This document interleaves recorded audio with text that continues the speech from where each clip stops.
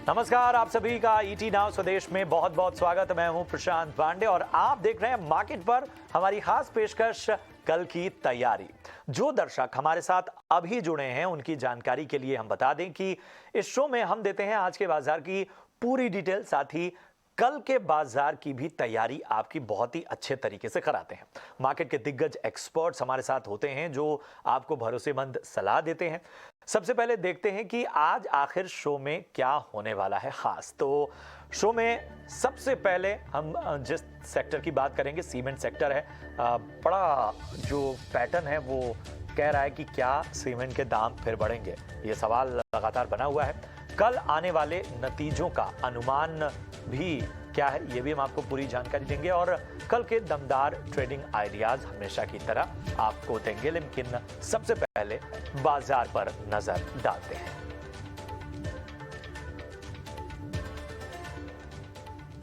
तो बाजार में आज 4 दिनों की तेजी पर ब्रेक लग गया। निफ्टी 63 अंक फिसलकर 18,100 के नीचे बंद हुआ। सेंसेक्स, बैंक निफ्टी और मिड कैप इंडेक्स भी गिरकर बंद हुए। दिन भर बाजार में कैसी रही हलचल, हमारे सहयोगी डिम्पी कालरा पूरी जानकारी दे रहे हैं। ठीक इवेंट से पहले आज मार्केट के अंदर एक दायरे का कारोबार हुआ और बैंक निफ्टी ने आज 41,000 के लेवल को बचाया और निफ्टी ने करीब 18,000 के लेवल को बचाया है। अगर आप इंडिया विक्स के हिसाब से देख रहे हैं तो स्लाइटली इंप्रूवमेंट है इंडिया विक्स के अंदर भी हमको होती हुई दिखी है। ये 16 के ऊपर विक्स इंडिकेट ये कर रहा है कि मार्केट के अंदर एक इवेंट के बाद थोड़ी वॉलिटिलिटी मार्केट के अंदर आ सकती है। But the crux of the story आज मार्केट ने ये शो किया है कि वो अपनी स्ट्रेंथ को भी मेंटेन रखना चाहता है अनटिल अनलेस जब तक कोई बहुत नेगेटिव खबर मार्केट्स के अंदर ना आए। फेड की जो बैठक है उसका जो आउटकम आएगा उसमें 75 बिप्स जो है वो काफ़ी हद तक मार्केट्स के अंदर डिस्काउंट है। लेकिन कमेंट्री के अंदर कुछ अगर ऐसा नेगेटिव पॉइंट्स आता है तभी बाजार नीचे आएंगे। अदरवाइज मार्केट के पास 17,800, 17,900 निफ्टी का एक अहम सपोर्ट एरिया है। खैर आगे बढ़ते हैं, आज निफ्टी के टॉप गेनर्स की तरफ आते हैं। आज बाजार में जो तेजी दिखी वो थी हिंडाल्को के अंदर, सन फार्मा के अंदर। सन फार्मा ने 1000 के लेवल को पार करने के बाद 1050 के लेवल को आज टेस्ट किया और आज साल का नया हाई भी बनाया। इसके अलावा ओएनजीसी और आईटीसी भी मार्केट के अंदर अपनी अपनी वेटेज के हिसाब से आज चले और उसने इंडाइसिस को भी काफ़ी हद तक हेल्प किया है। आते निफ्टी के टॉप लूजर्स काउंटर्स पे, तो भारतीय एयरटेल के अंदर आज प्रॉफिट बुकिंग हमको होती हुई दिखी है। अपोलो हॉस्पिटल, मारुति जैसे शेयर्स के अंदर बैक टू बैक नंबर्स के बाद कुछ प्रॉफिट बुकिंग आती हुई दिखी है। आयशर मोटर और इन्फोसिस भी वो शेयर्स थे जिन्होंने आज निफ्टी पर दबाव बनाने का काम किया।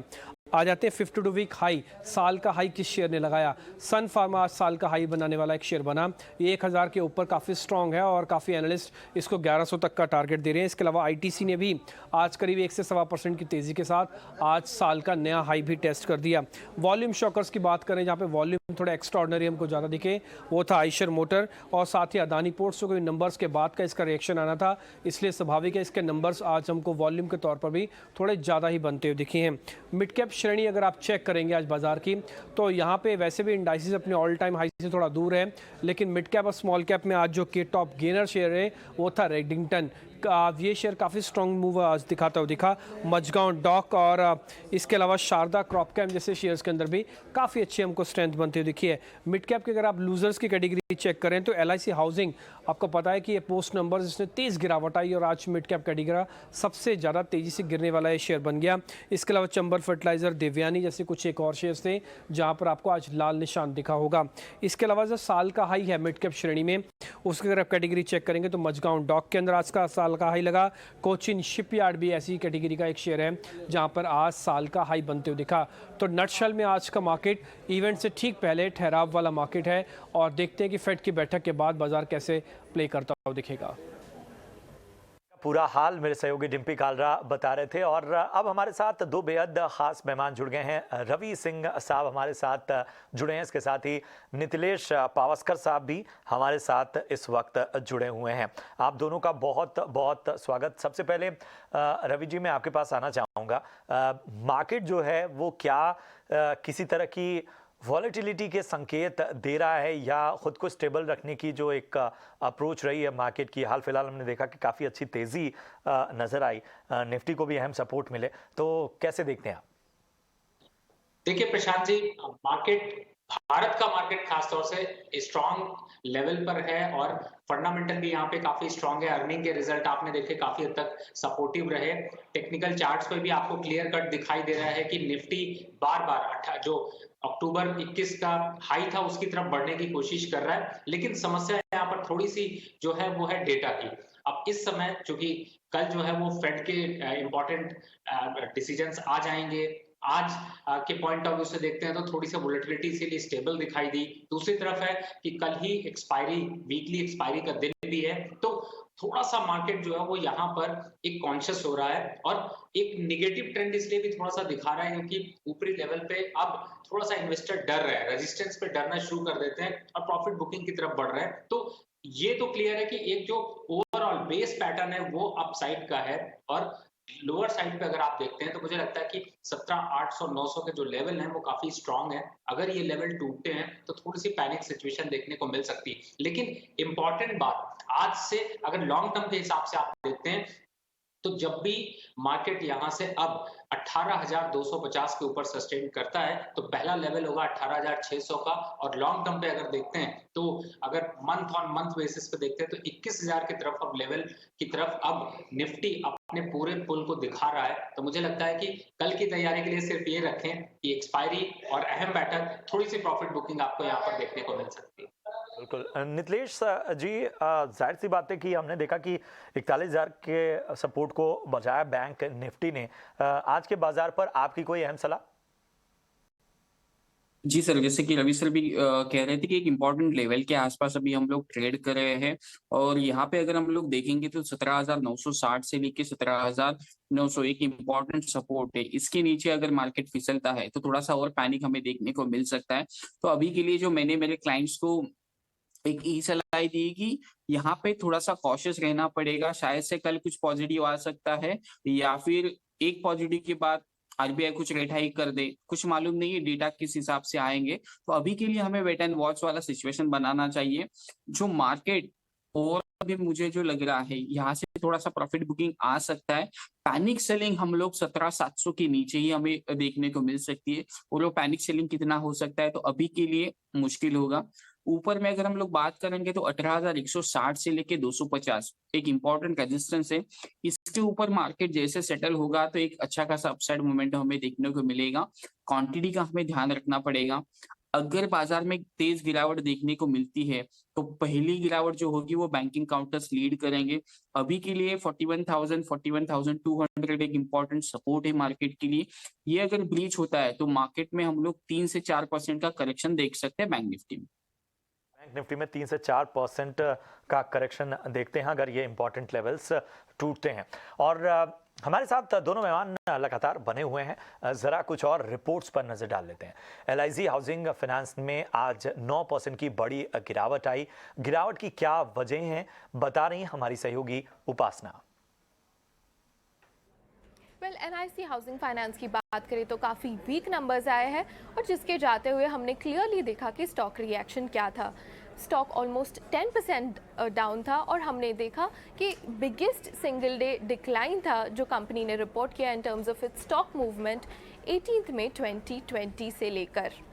अगर नंबर्स की बात करें तो NII ऑलमोस्ट 28% डाउन था सीक्वेंशली और 0.8% डाउन YOY बेसिस पे। अगर निम्स देखें तो निम्स में काफ़ी स्ट्रेस दिखाई दे रहा है। निम्स ऑलमोस्ट 40 बेसिस पॉइंट्स का डिक्लाइन है, 1.8% वर्सेस 2% ऑन YOY बेसिस, जिसके जाते हुए इंटरेस्ट इनकम में भी डिक्लाइन आया है ऑलमोस्ट 4% का, जबकि डिसबर्सल ग्रोथ ऑलमोस्ट 10.4% की आई है। अगर लोन ग्रोथ की बात करें तो लोन ग्रोथ सिर्फ 10.4% पे आया है ऑन YOY बेसिस। और अगर ऑपरेटिंग एक्सपेंस की बात करें तो वो भी काफ़ी हाई दिखाई दे रहे हैं, जिस driven by mainly employ cost. अगर पैट की बात करें तो पैट काफ़ी कम आया है स्ट्रीट के एस्टिमेट से और प्रोविजंस भी काफ़ी हाई आई है जो ऑलमोस्ट अप है 21% ऑन क्वार्टर बेसिस। ये सारे फैक्टर्स के जाते हुए हमने काफ़ी वीक सेट ऑफ नंबर्स देखे हैं LIC के इन इट्स Q2 FY23, जिसकी वजह से ये स्टॉक रिएक्शन देखने को मिला है। बिल्कुल। और इधर सीमेंट के दाम में फिर बढ़ोतरी क्या हो सकती है? सीमेंट सेक्टर पर चैनल चेक के साथ जुड़ चुकी हैं हमारी सहयोगी Mansi, over to you.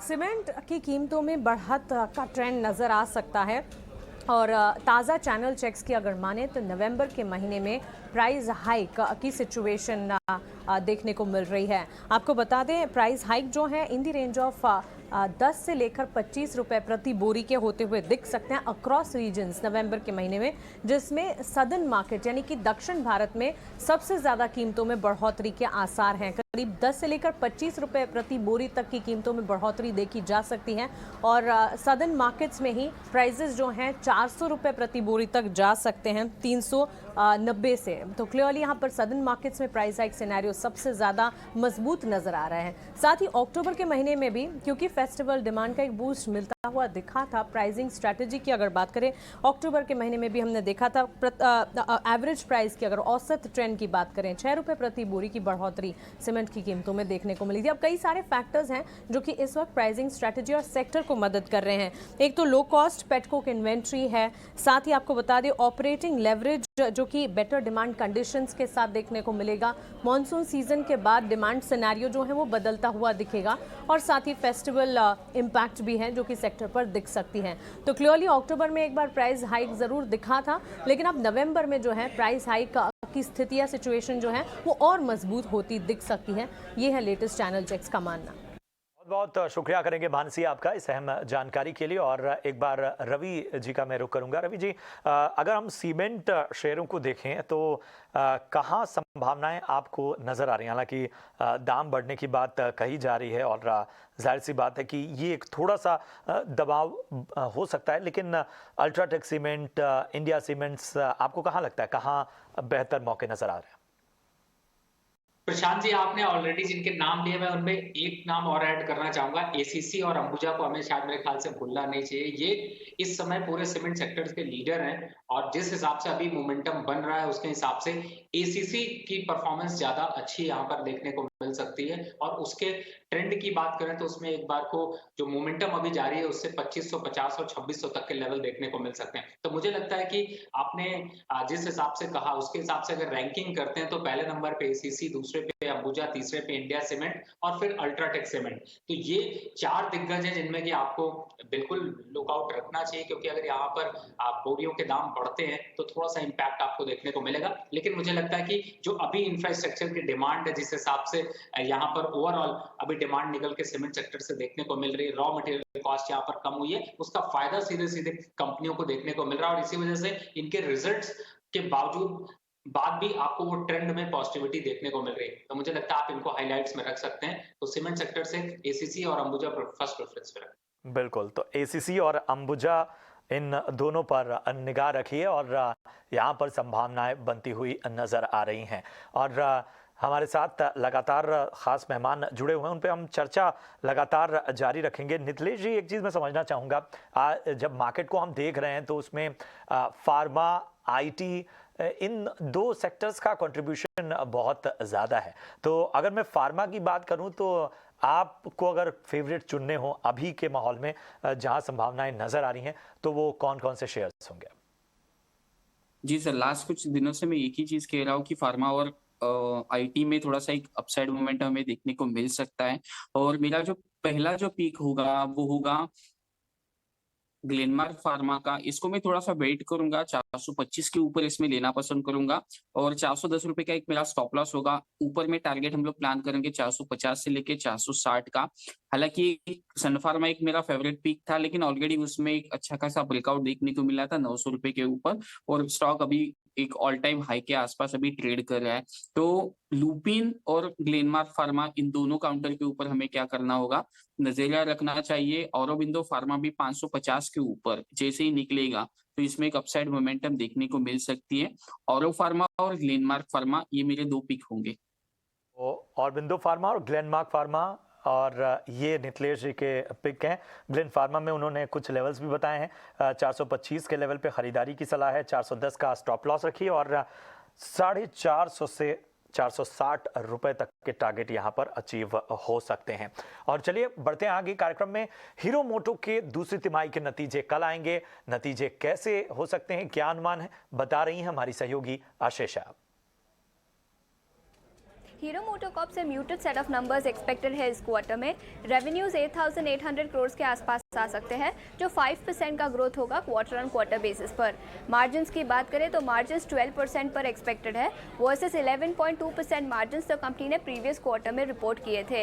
Easing raw material prices और प्राइस हाइक्स जो कंपनी ने लिए थे इस क्वार्टर में, उसी के चलते मार्जिन एक्सपेंशन एक्सपेक्टेड है। याद रखें, चिप शॉर्टेज के चलते प्रोडक्शन पर इम्पैक्ट देखने को मिला था और उसी के चलते रेवेन्यू ग्रोथ इस क्वार्टर में म्यूटेड है। वॉल्यूम्स की बात करें तो 1 से 2% का वॉल्यूम ग्रोथ कंपनी ने रिपोर्ट किया है क्वार्टर ऑन क्वार्टर बेसिस पर। एंट्री लेवल सेगमेंट की डिमांड काफ़ी वीक नज़र आ रही है। रियलाइजेशंस में 1 से 2% का ग्रोथ देखने को मिला और एवरेज सेलिंग प्राइस में भी एक इंक्रीज देखने को मिला 3 से 4% का सीक्वेंशियल बेसिस पर, और उसी के चलते रियलाइजेशंस में ग्रोथ एक्सपेक्टेड है इस क्वार्टर में। आउटलुक की बात करें तो सेमीकंडक्टर सप्लाई सिचुएशन अभी अच्छी होती हुई नज़र आ रही है और उसी के चलते production second half of the year में इम्प्रूव होगा और उसी के चलते नतीजों में भी इम्पैक्ट देखने को मिल सकता है। की मॉनिटरेबल्स की बात करें तो channel inventory levels, demand outlook और कंपनी के ईवी के पे क्या प्लान्स है उस पर नज़र रहेगी। So all in all Hero MotoCorp से इस क्वार्टर में weak set of numbers expected है। तो ये अनुमान है नतीजों को लेकर हीरो मोटोकॉर्प के, और हमारे साथ लगातार दोनों खास मेहमान जुड़े हुए हैं। रवि जी, मैं आपके पास आना चाहूँगा। वैसे तो बड़ी बड़ी दिग्गज कंपनियां हैं, लेकिन ज़रा मैं मदसन सुमी जो कि संवर्धना मदन अब ज़्यादा बेहतर तरीके से पहचान है, इस पे ज़रा कुछ विशेष राय आपकी।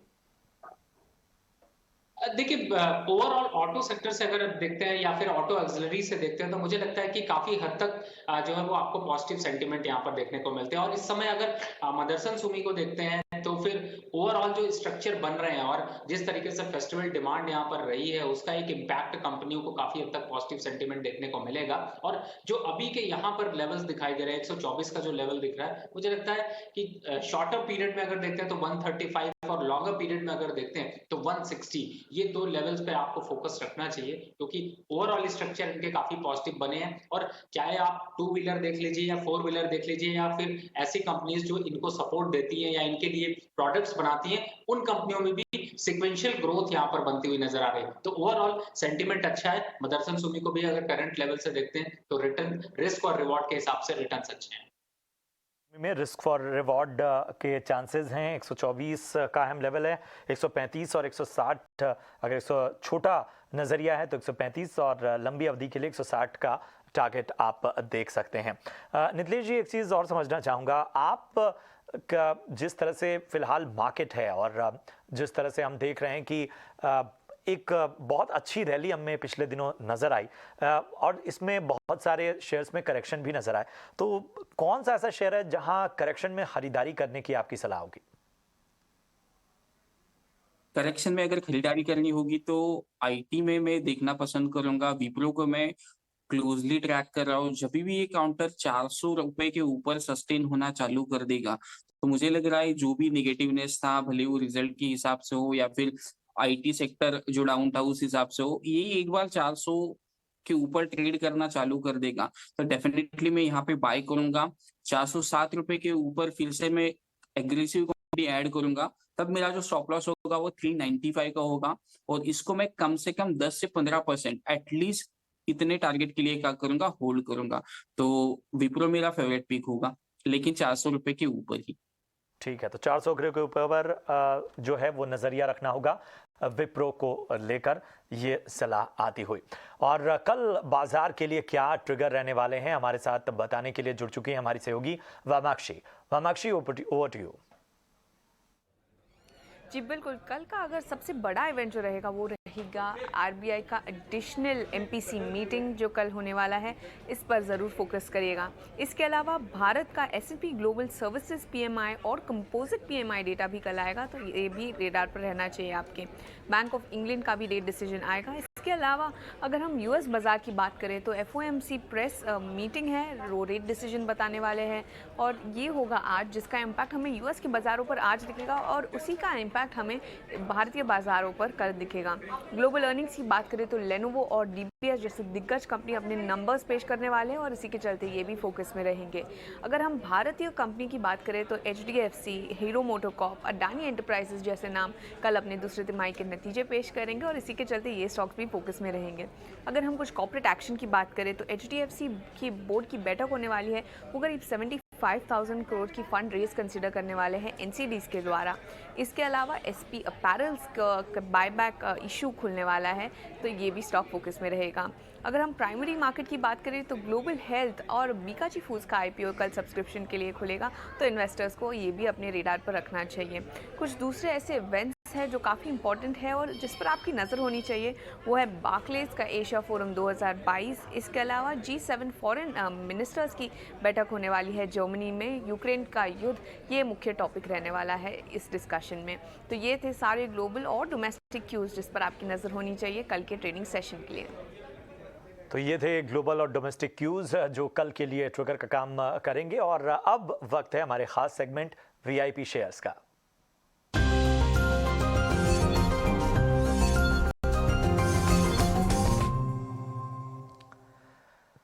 तो वैल्यू इन्वेस्टमेंट पिक हमारे दोनों मेहमान तैयार। रवि जी, आपकी VIP शेयर्स कौन कौन से हैं? देखिए प्रशांत जी, इस समय मार्केट में हाई पे खड़ा है तो जरूर है कि वोलेटिलिटी थोड़ी ज्यादा होगी, लेकिन ऐसे में एक शेयर ऐसा है जो कि आपको यहाँ पर शॉर्टर पीरियड में भी प्रॉफिट दे सकता है, वो गुजरात गैस। क्योंकि गुजरात गैस के फंडामेंटल तो स्ट्रांग है ही, चार्ट स्ट्रक्चर भी काफी स्ट्रांग है, और सबसे बड़ी बात है कि इसके जो अभी नंबर्स रिलीज हुए उनमें भी काफी साउंड देखने को मिला है। तो ओवरऑल टारगेट के पॉइंट ऑफ व्यू से देखते हैं तो आप चाहे इमीडिएट ट्रेड कर रहे हो या फिर आप लॉन्ग टर्म 3 महीने 6 महीने के लिए रख रहे हो स्ट्रैटेजी, तो पोर्टफोलियो में आप इसको शामिल कर सकते हैं। 680 तक का ये लेवल यहां से दिखा सकता है। स्टॉप लॉस की बात करें तो 495 रुपए के स्टॉप लॉस से आप इसको बाइंग पोजीशन इसमें ले सकते हैं। दूसरा स्टॉक है नाल्को नेशनल एल्युमिनियम। 72 रुपए के पास ये स्टॉक चल रहा है और ज्यादातर जो है वो ये सपोर्ट के पास है, और ओवरऑल जो स्टील सेक्टर में गिरावट थी अब उसके बाद ये वैल्यू बाइंग के लिए काफी अच्छा है। तो अगर लॉन्ग टर्म टारगेट आप देखना चाहते हो तो यहाँ पर रिस्क रिवॉर्ड काफी अच्छा है। 95 रुपए के टारगेट आपको मिल सकते हैं और 65 रुपए का छोटा स्टॉप लॉस आप लगा के एक अच्छी अर्निंग कर सकते हैं। तो गुजरात गैस और नाल्को, ये सलाह रवि जी की ओर से आती हुई। गुजरात गैस में टारगेट आपको 680 तक के अचीव हो सकते हैं। 495 का यहाँ पर स्टॉप लॉस रखना है आपको। इसके अलावा नाल्को की बात करें तो यहाँ पर टारगेट 95 तक अचीव हो सकते हैं। स्टॉप लॉस 65 रुपए का आपको रखना है। अब नितलेश जी के पास चलते हैं। नितलेश जी, आपकी VIP पिक्स कौन कौन सी हैं? जी सर, मेरा जो पीक होगा वो होगा M&M को। यहाँ पे हमें बेच के चलना चाहिए 1150 के नीचे। जैसे ही काउंटर ट्रेड करना चालू करेगा तो हम लोग इसमें सेल करेंगे। 1370 रुपए के स्ट्रिक्टली स्टॉप लॉस को क्या करेंगे, मेंटेन करेंगे। 1310 से लेके 1280 ये दो टारगेट के लिए मैं क्या करूंगा, आने वाले कुछ दिनों में पोजिशनल सेल करूंगा। लास्ट शो में हम लोगों ने TVS मोटर को सेल रिकमेंड किया था 1150 के आसपास। अभी उसका जो रेट चल रहा है वो 1115 के आसपास चल रहा है। इसको मैं कंटिन्यू करना पसंद करूंगा और जो मेरा स्टॉप लॉस है वो कॉस्ट के आसपास लेके आना पसंद करूंगा। जैसे ये काउंटर 1100 के नीचे अगर ट्रेड करना चालू कर देता है तो 1040 से लेके 1050 ये दो टारगेट्स हमें देखने को मिल सकते। ओवरऑल मुझे लग रहा है कि ऑटो सेक्टर में थोड़ा सा प्रॉफिट बुकिंग हमें देखने को मिल सकता है। तो बिल्कुल, तो अहम सलाह आती हुई नितलेश जी की तरफ से, और ऑटो सेक्टर में प्रॉफिट बुकिंग की आशंका नजर आ रही है, संभावना नजर आ रही है। नितलेश जी, रवि जी, आप दोनों मेहमानों का इस शो में जुड़ने के लिए बहुत बहुत शुक्रिया और अहम सलाह देने के लिए बहुत बहुत धन्यवाद। कल की तैयारी में फिलहाल इतना ही। मुझे और कल की तैयारी की पूरी टीम को दीजिए इजाजत। आप देखते रहिए ET Now स्वदेश। नमस्कार।